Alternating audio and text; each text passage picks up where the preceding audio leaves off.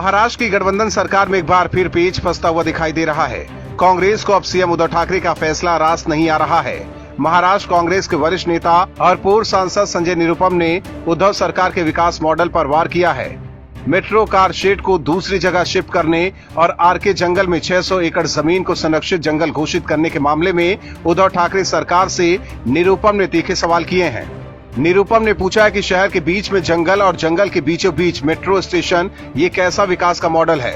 दरअसल महाराष्ट्र के मुख्यमंत्री उद्धव ठाकरे ने तत्कालीन फडणवीस सरकार के फैसले को पलटते हुए आरके कॉलोनी के जंगल में निर्माणाधीन मेट्रो कार शेड को पर्यावरण की सुरक्षा के लिहाज से दूसरी जगह शिफ्ट करने का फैसला किया है। साथ ही आरे में ही 600 एकड़ जमीन को संरक्षित जंगल घोषित किया है। इस जगह पर प्रकृति के साथ कोई भी छेड़छाड़ नहीं की जा सकेगी और स्थानीय आदिवासी लोगों को उनके अधिकारों से वंचित नहीं किया जाएगा। लेकिन उद्धव ठाकरे ने मेट्रो स्टेशन को लेकर कोई भी बात नहीं की है, इसलिए उनकी सरकार में सहयोगी पार्टी कांग्रेस के नेता ने सवाल उठाए हैं। वहीं मुख्यमंत्री उद्धव ठाकरे ने मौजूदा कार शेड को शिफ्ट करने के लिए संबंधित अधिकारियों को आदेश जारी कर तैयारियां पूरी करने के लिए कहा है। कार शेड को हटाने की दिशा में काम शुरू हो चुका है। विपक्ष अब ये सवाल भी उठाने लगा है कि उस क्षेत्र का क्या होगा जहां पर इतने सारे पेड़ काटे गए हैं। इस बाबत मुख्यमंत्री उद्धव ठाकरे ने फैसला लेते हुए ये तय किया है कि पर्यावरण के लिहाज से इस विशेष जगह पर वन संबंधित काम ही किया जाना चाहिए। हालांकि निरुपम उद्धव सरकार के हमेशा से आलोचक रहे हैं। वो कभी भी कांग्रेस और शिवसेना गठबंधन के पक्ष में नहीं थे, लेकिन अब उद्धव सरकार की पोल खोल निरुपम कांग्रेस को भी आईना दिखाने का काम कर रहे हैं। देखना होगा कि कांग्रेस और शिवसेना के बीच इतने टकराव के बाद भी कितने दिनों तक महाविकास अघाड़ी सरकार चलती है। महाराष्ट्र में सुशांत सिंह राजपूत की हत्या के बाद से बॉलीवुड अभिनेत्री कंगना रनौत और महाविकास अघाड़ी सरकार के बीच लड़ाई शुरू हुई थी। कंगना के निशाने पर सीएम उद्धव ठाकरे और उनके बेटे आदित्य ठाकरे रहे हैं। कंगना रनौत अब शिवसेना को राज्य से उखाड़ फेंकने के लिए जी जान से जुटी हैं। कंगना पहले ही आरोप लगा चुकी है कि सुशांत की हत्या में शिवसेना और मुंबई पुलिस का हाथ है। उसके बाद से ही शिवसेना कंगना को लेकर चिढ़ी हुई है और अब पूरी सरकार मिलकर कंगना रनौत पर हमला कर रही है। लेकिन कंगना सबको चुन चुन कर जवाब दे रही है। बीते दिनों सांसद संजय राउत ने कंगना को मुंबई नहीं आने की सलाह दी थी। हालांकि राउत को सलाह देना महंगा पड़ गया है। कंगना रनौत ने अब खुद को डंके की चोट पर मराठा बताते हुए कहा है कि महाराष्ट्र किसी के बाप का नहीं है, उखाड़ो मेरा क्या उखाड़ोगे। इससे पहले एक ट्वीट में कंगना ने कहा कि वो 9 सितंबर को मुंबई आ रही हैं और किसी के बाप में हिम्मत है तो रोक ले। कंगना ने खुद को मराठा बताते हुए ट्वीट किया कि किसी के बाप का नहीं है महाराष्ट्र, महाराष्ट्र उसी का है जिसने मराठी गौरव को प्रतिष्ठित किया है और मैं डंके की चोट पर कहती हूँ, हाँ मैं मराठा हूँ, उखाड़ो मेरा क्या उखाड़ोगे। इससे पहले एक ट्वीट में कंगना ने लिखा कि इनकी औकात नहीं है, इंडस्ट्री के 100 सालों में एक भी फिल्म मराठा प्राइड पर बनाई हो। मैंने इस्लाम डोमिनेटेड इंडस्ट्री में अपनी जान और करियर को दांव पर लगाया। शिवाजी महाराज और रानी लक्ष्मीबाई पर फिल्म बनाई। आज महाराष्ट्र के इन ठेकेदारों से पूछो किया क्या है महाराष्ट्र के लिए। दरअसल कंगना को खुद को मराठा बताने की जरूरत इसलिए पड़ी क्योंकि शिवसेना नेता संजय राउत ने इस विवाद को मराठी मानुष से जोड़ते हुए ट्वीट किया कि मुंबई मराठा लोगों के बाप का है। जो लोग इसे नहीं मानते हैं वो अपना बाप दिखाएं। इससे पहले राउत ने कहा था कि अगर वो लोग जिनका शहर से कोई लेना देना नहीं है इसे और इसकी पुलिस को बदनाम करते हैं तो राज्य सरकार और पुलिस बल के प्रभारी गृह मंत्री को कार्रवाई करनी चाहिए। इस बीच महाराष्ट्र के गृह मंत्री अनिल देशमुख ने कहा कि जिन्हें महाराष्ट्र या मुंबई में असुरक्षित महसूस होता है उन्हें ये राज्य छोड़ देना चाहिए। एनसीपी नेता देशमुख ने कहा कि महाराष्ट्र पुलिस राज्य में उचित कानून व्यवस्था सुनिश्चित करने में सक्षम है और जिन्हें मुंबई या महाराष्ट्र में असुरक्षित महसूस होता है उन्हें यहाँ रहने का अधिकार नहीं है। दरअसल कंगना ने हाल ही में एक ट्वीट में सवाल किया था, मुंबई पाकिस्तान के कब्जे वाले कश्मीर की तरह क्यों लग रहा है। उन्होंने 1 सितंबर की न्यूज रिपोर्ट को भी टैग किया था जिसमें संजय राउत ने कथित तौर पर कहा था कि अगर वो मुंबई की पुलिस से डरती हैं तो उन्हें वापस मुंबई नहीं आना चाहिए। इसके बाद से ही कंगना रनौत भड़की हुई हैं और लगातार शिवसेना पर निशाना साध रही हैं। हालांकि अब शिवसेना खुद बैकफुट पर है क्योंकि एक तरफ सुशांत मामले को लेकर शिवसेना पहले से ही घिरी हुई है और अब कंगना रनौत भी शिवसेना को धो रही हैं। दिल्ली में केजरीवाल की सरकार है। वैसे तो केजरीवाल ने पिछले चुनाव में दिल्ली को लंदन बनाने का दावा किया था, लेकिन लंदन तो नहीं बना, दिल्ली कंगाल जरूर हो गया। दिल्ली पर जब भी कोई आफत आती है तो केजरीवाल तुरंत केंद्र सरकार पर आरोप लगा देते हैं कि केंद्र ने पैसा नहीं दिया तो हम क्या करेंगे। ऐसा ही एक बार फिर हुआ है। कोरोना से देश भर में हालात ठीक नहीं है, लेकिन केजरीवाल सरकार दिल्ली के खराब हालात के लिए केंद्र को जिम्मेदार ठहरा दिया है। दिल्ली के डिप्टी सीएम और शिक्षा मंत्री मनीष सिसोदिया ने बयान दिया है कि उनके पास शिक्षकों को सैलरी देने के लिए पैसे नहीं है। इसके अलावा उन्होंने कहा कि दिल्ली की स्थिति इतनी बुरी हो गई है कि स्वास्थ्य पर पैसे कैसे खर्च करें। उन्होंने आरोप लगाया कि पिछले 4 महीने के आंकड़े ही देखें तो अप्रैल, मई, जून और जुलाई में दिल्ली का करीब 7,000 करोड़ रुपए जीएसटी मुआवजा बनता है, लेकिन केंद्र जीएसटी मुआवजा देने से मना कर रही है। सिसोदिया ने कहा कि जीएसटी लागू करते वक्त भरोसा दिया गया था कि राज्य के नुकसान की भरपाई की जाएगी। अब केंद्र सरकार अपनी वैधानिक जिम्मेदारी से भाग रही है। इसके अलावा सिसोदिया ने आरोप लगाया कि कोरोना के समय भी दिल्ली को कोई मदद नहीं दी गई। कोरोना से लड़ाई के लिए 5,000 करोड़ रुपए मांगे थे कि जिस तरह से फाइनेंस कमीशन से बाकी राज्यों को पैसे देते हैं उसी तरह से दिल्ली को दे। होम मिनिस्ट्री से पैसा दिलवाए।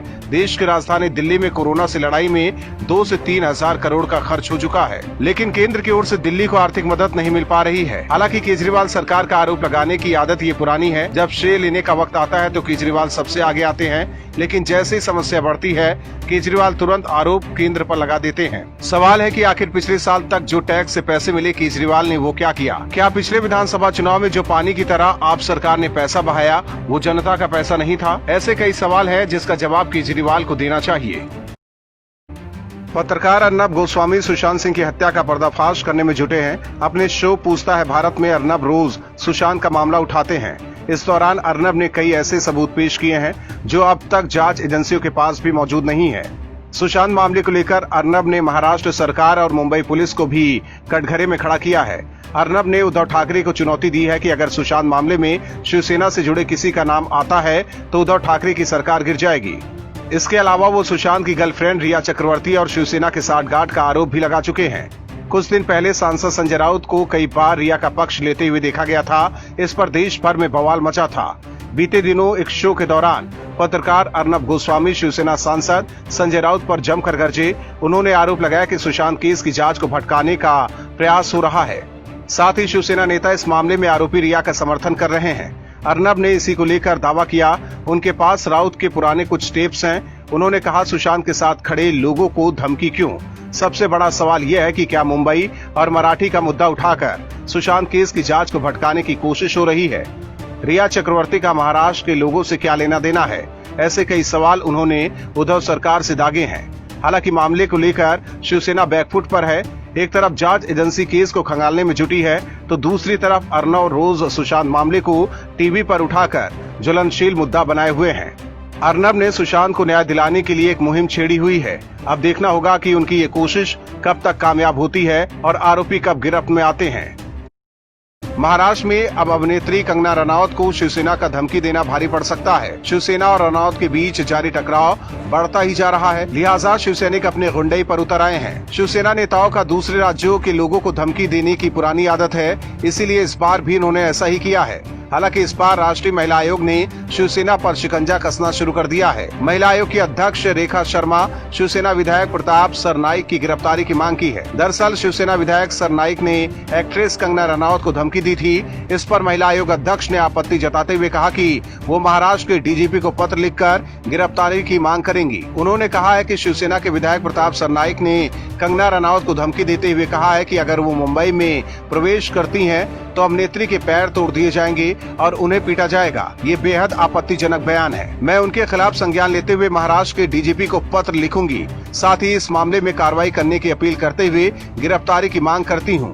कंगना का बचाव करते हुए रेखा शर्मा ने कहा कि कंगना के किसी भी ट्वीट में ऐसा नहीं लग रहा है कि वो देशद्रोही है या किसी को धमकी दे रही हैं। इससे शिवसेना के नेताओं की विचारधारा का पता चलता है कि अगर महिलाएं आजादी की बात कर रही हैं, तो वो उन्हें बर्दाश्त नहीं कर सकते। दरअसल जब से सुशांत मामले में कंगना रनौत मुखर होकर बयान दे रही हैं, शिवसेना नेताओं को रास नहीं आ रहा है। इससे पहले सांसद संजय राउत भी कंगना पर निशाना साध चुके हैं और अब शिवसेना ने हद पार करते हुए कंगना को पीटने की धमकी दे दी है। ऐसे में अब शिवसेना चारों तरफ से घिर गई है। केंद्रीय मंत्री रामदास अठावले ने भी शिवसेना नेता संजय राउत पर हमला बोला है। उन्होंने अभिनेत्री कंगना रनौत को धमकाने और मुंबई वापस नहीं आने वाले बयान को गलत बताया है। अठावले ने कहा कि मुझे पूरा सच नहीं पता जाता है, लेकिन राउत द्वारा किया गया बयान आपत्तिजनक है। दरअसल अभिनेत्री कंगना रनौत ने शुक्रवार को एक ट्वीट किया था, जिसके बाद से शिवसेना और कंगना के बीच आरोप प्रत्यारोप का दौर जारी है। कंगना ने दावा करते हुए कहा था कि शिवसेना और संजय राउत ने धमकी भरे लहजे में मुंबई वापस नहीं आने को कहा था।